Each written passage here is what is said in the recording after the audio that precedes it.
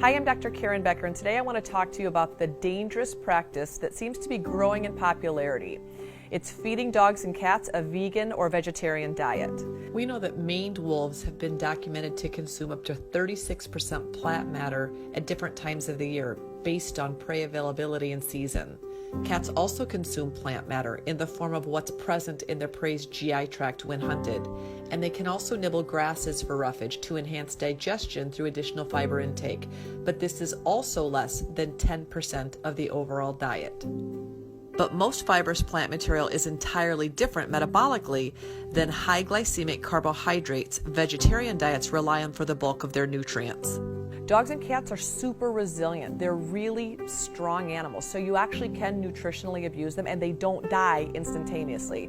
Their bodies degenerate over time, but because they can withstand nutritional abuse, it doesn't make it okay to do it, in my opinion. If you feed a dog a starch-based diet for several generations, they're going to produce more amylase, but that doesn't make it species correct or biologically appropriate to do so. Dogs require 22 essential amino acids to handle all of their metabolic and energy needs, but their bodies only produce 12 of the 22. The other 10 must come from the food that they eat, which is why your dog must obtain preformed amino acids directly from his or her diet. The protein in animal tissue has a complete amino acid profile.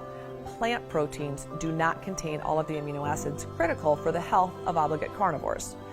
Just because a dog manages to stay alive on plant-based foods or plant-based diets doesn't make him an omnivore.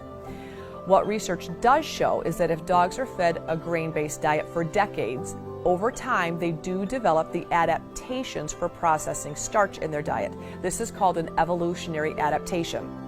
If allowed to continue long enough, these nutrient deficiencies can lead to serious and sometimes irreversible medical conditions.